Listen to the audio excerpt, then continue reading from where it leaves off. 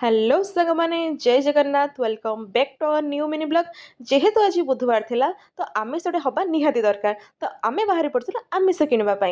चलो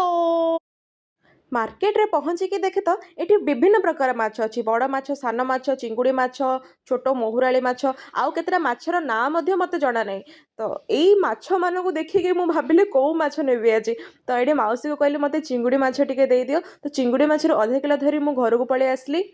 घर को आसी मो माछर प्रिपेरेसन लगे पड़ी माछ को धोइबा समय बेहरा बाबू आमर ये पियाज टमाटो सोरिष जीरा आदि पकईकि मसलाटी रेडी करदे। मसला बाटिबा भितर मुझे पियाज टमाटो कंचामर्च सोरिष जीरा फुटण आदि सब रेडी करदे।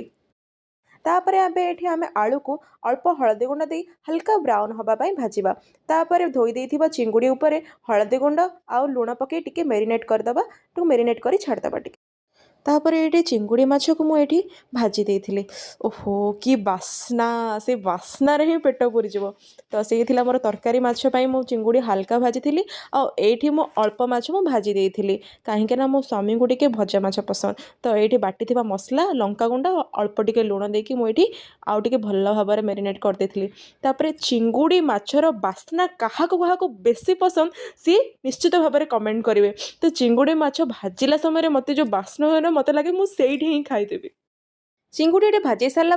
मु चिंगुड़ी को काढ़ी आनी चिंगुड़ी को देखिए मत आज एमती लगुच आज मुझे चिंगुड़ी खाई पूरा घुंगुड़ी मारि तापर चिंगुड़ी तरकारी ये फुटण दे देती पियाज आउ टमाटो दे भल भाव में भाजी देती भल भाव में भाजी सारापर बाटिक रही मसला कोटी देती मसला उपर हलदी गुंड और लंका गुंड दे मसला को भल भाव में कषी मसला कषी सारापर भाजिक रखी चिंगुड़ी और आलू को मुझे पकई देती किसी समय पर आंबुल को ये मुझे तरकारी परिमाण अनुसार मुझे पानी देती आ किसी समय फुटा छाड़ी तापर स्वाद अनुसार लुण पकई अल्प समय फुटा छाड़देवा तापर आम रेडी होगा चिंगुड़ी तरकारी। आ मो भिडियो भल लगी like and share and channel को सब्सक्राइब करने को जमार भूलें रही।